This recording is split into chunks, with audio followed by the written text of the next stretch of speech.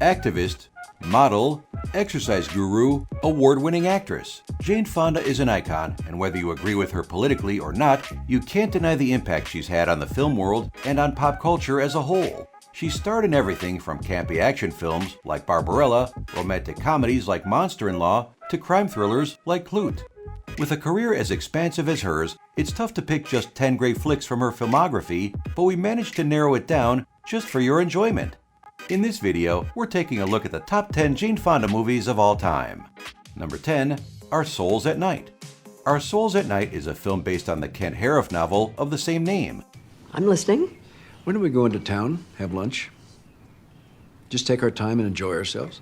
This romantic drama features not only Jane Fonda, but fellow acting powerhouse Robert Redford. This film marks the fourth collaboration between the two, and their chemistry is incredible. There are also stunning supporting performances from Matthias Schoenaerts, Judy Greer, and Ian Armitage. Fonda brings a strong performance as Addie Moore, a widow who is racked with loneliness. Would you be interested in coming to my house sometime to sleep with me? She suggests to her longtime neighbor, the old and equally lonely Louis, that they should begin spending their nights together, non-sexually, to counter their loneliness. From here, the film becomes a tender exploration of friendship, romance, family, and aging. I'm having trouble sleeping. You and me both. Number 9, Klute. This critically acclaimed neo-noir thriller stars Jane Fonda as call girl Bree Daniels. If you ever get lonely or you haven't got any place else to go, you come here. You'll always have a home here. She finds herself wrapped up in a missing persons case that Detective John Klute is investigating. Klute is played by Donald Sutherland. The film is taut with suspense and paranoia, but Sutherland and Fonda's performances are what really make this film worth watching. I'm an investigator. I'd like to ask you some questions about Tom Gruneman. Fonda originally doubted her ability to play the role and tried to give Faye Dunaway the part instead, but director Alan Pakula refused. In order to tap into the role, Fonda based her performance on her memories of French call girls whom she had been acquainted with. She also spent a week in New York City shadowing call girls to better understand their lifestyle. Clearly, the research paid off. Her performance won her Best Actress at the 44th Academy Awards. Why do I still want a trick? Why do I still walk by a phone and want to pick up the phone and call? Number 8, Julia. This period drama is set during the Holocaust and features Jane Fonda playing the role of Lillian Hellman. Hellman was a playwright and novelist, and the film is actually based on a section of her book, Pentimento. The film also stars Vanessa Redgrave as the titular Julia, and the story chronicles Julia and Lillian's dangerous mission to smuggle goods into Nazi Germany. Leave your address at the hotel. They will take me now to another place. Love, Julia. Notably, Julia also marked the film debut of Meryl Streep. The film received a whopping 11 nominations at the Academy Awards that year and won 3 of them. Fonda had been nominated for Best Actress, and while she didn't win the Oscar that year, she did walk away with the Golden Globe for Best Actress in a Drama. Madam, they will not be returning for 8 weeks. I will take the information, madam. Julia has been murdered. It's not to be referred to as information. Number 7, The Chase. Once again, Jane Fonda and Robert Redford share the screen in The Chase, a neo-noir about a prison break and the aftermath that follows. Bubba never murdered anybody. I don't believe he would either, but his fingerprints are all over the body. Fonda plays Anna Reeves, the wife of Redford's character, Bubber. Bubber has been falsely accused of murder, and now that he's escaped prison, the entire town is on edge, especially since Anna has been having an affair with Bubber's best friend, Jake. I like Bubba, Jake. I love Bubba, Jake. The cast here is star-studded, and every single one of these heavy hitters turns out a terrific performance. Marlon Brando, Robert Duvall, James Fox, and Miriam Hopkins also appear in the film. While the movie itself has a few flaws, the cast alone makes it incredibly worthwhile. There's a son of a bitch that's caused everything.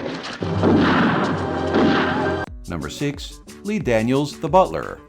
Jane Fonda was briefly retired from acting during the turn of the century. She only starred in 2 films during the 2000s. However, by the 2010s, she managed to completely relaunch her career, starring in critically acclaimed hit after hit throughout the decade. One such hit was Lee Daniels' The Butler, where she plays First Lady Nancy Reagan. Not as a butler, Cecil. I'm inviting you as a guest. Truth be told, Fonda isn't a lead in this film, though, as always, her performance is impeccable. The entire film is drowning in talent, and the cast also includes Oprah Winfrey, David Oyelowo, Mariah Carey, Cuba Gooding Jr., Lenny Kravitz, Robin Williams, John Cusack, Alan Rickman. The list goes on and on. You need to go. What? Get the hell out of here! I'm sorry, Mr. Butler. I didn't mean to make fun of your hero. Number 5. Coming Home. Coming Home is a dramatic, poignant romance film about Sally Hyde, the dutiful wife of a Marine who is about to be deployed to Vietnam. While her husband is away, she strikes up a friendship with Luke, her former classmate, who has been paralyzed due to injuries sustained in the Vietnam War. I'm sorry.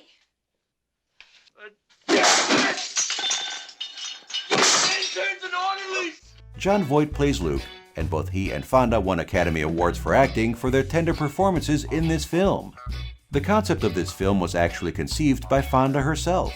She had envisioned it as the first feature film for her production company. She wanted to make a Vietnam War film based around her friendship with Ron Kovic, a paraplegic veteran. She enlisted Nancy Dowd to write the script, though it was later changed significantly before it became the film that made it to the big screen. It happened. I needed somebody. I was lonely. Bullshit It's not... me. Don't. Bob, I was bullshit lonely. me. Number 4. Youth. Despite her age, Jane Fonda is still turning out excellent performances. In Youth, Fonda plays a supporting role as Brenda Morrill, an aging actress. This Italian comedy takes place primarily in the Swiss Alps, and the scenery is positively gorgeous. How many films have we done together? 9, 10. 11. The film itself is an exploration of aging and what it means to be alive.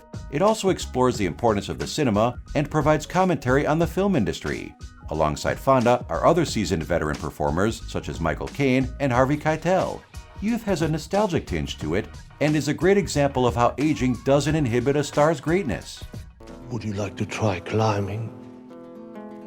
You know I can make a man go wild and bad if I want. Number 3. The China Syndrome.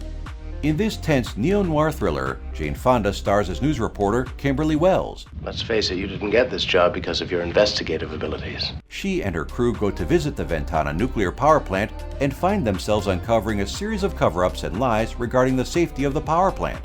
The phrase China Syndrome refers to a severe nuclear meltdown where reactors melt into the earth and reach all the way to China. The film explores unsettling topics about just how safe nuclear power plants really are. In anything that man ever does, there's some element of risk, right? Well, that's why we have what we call defense in depth.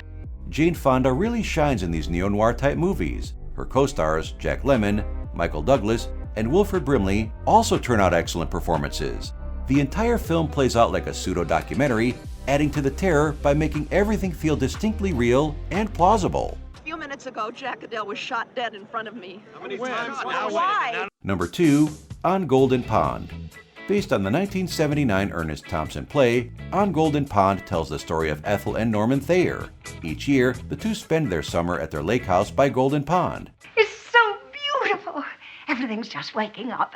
Little tiny birds, little tiny leaves. Over the course of the film, they get visits from their adult daughter, her fiancé, and her teen son.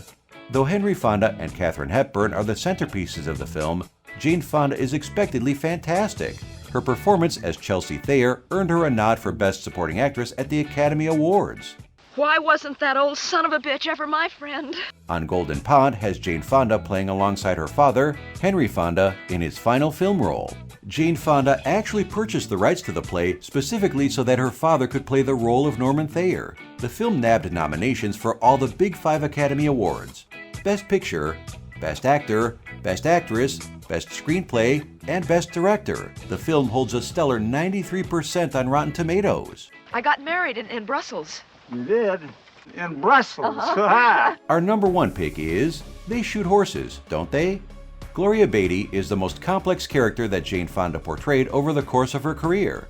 They Shoot Horses, Don't They? Is based on the Horace McCoy book of the same name, is a captivating psychological drama about a dance marathon with a prize of $1,500 awarded to the winner. The grand prize of 1,500 silver dollars. The film takes place during the Depression, and the dancers are all desperate for cash so that they can pay off debts and get a fresh start in life.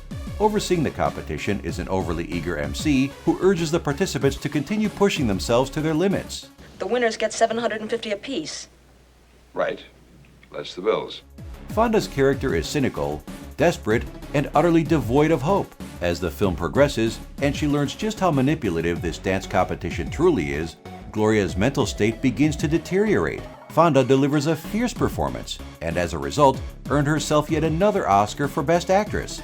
Funnily enough, the film actually holds the record for getting the most Academy Award nominations without getting a nom for Best Picture.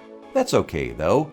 They Shoot Horses, Don't They? Is still the best picture in our hearts. Well, the best Jane Fonda picture, that is. That's the only reason you got, kid. They shoot horses, don't they?